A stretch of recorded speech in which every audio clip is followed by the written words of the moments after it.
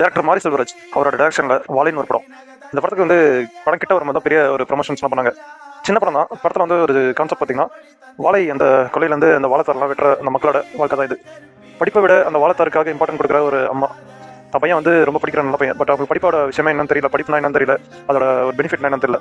So அதனால் வந்து அவன் பையன் ஆசைப்பட்டாலுமே வந்து அவன் லீவ் நாளில் வந்து வாழைத்தாரை வந்து அவனை கட்டாயப்படுத்தி பண்ண வைக்கிறாங்க. அந்த கொள்ளை கொண்டு போய் வேலை செய்ய வைக்கிறாங்க. பெரிய வருமானம் எதுவும் இல்லை.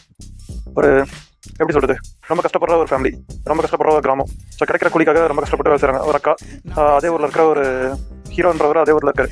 ஸோ எங்கள் இன்சைட் பார்த்தீங்கன்னா பையனுக்கு வந்து ஒரு டீச்சர் மேலே இன்ட்ரெஸ்ட்டாக இருக்குது. ஸோ இதை வந்து நான் ஒரு அக்கா தம்பின்ற ரிலேஷன்ஷிப்பில் காட்டணும்னு நினச்சேன். பட் கடைசியாக அதை காட்டவே இல்லை. ஸோ அதுதான் ரொம்ப பெரிய டிசப்பாயிண்டாக இருக்குது. இது வந்து பார்க்குற எல்லாருமே வந்து அது ரொம்ப கஷ்டமாக இருக்கும். இது வந்து நம்ம கிராஸ் பண்ணி வரமதில்லை. பட் நம்ம பார்க்கும்போது ஸோ இந்த ஜென்ரேஷன் அது இன்னுமே மிஸ்டேக்காக இருக்குமே அப்படின்ற மாதிரி தான் நமக்கு தந்து. ஓவராலாக படம் பார்க்கும்போது மாரி செல்வராஜ் அவரோட மாமன் நான் படம் பார்த்ததில்ல. கர்ணனும் பரியருமாள் படமாக பார்க்கும்போது படம் பார்க்கும்போது இது வந்து அதெல்லாம் விட ரொம்ப கம்மி தான். கிளைமேக்ஸ் வந்து இன்னும் கொஞ்சம் நல்லாவே பண்ணிடலாம். தேங்க்யூ.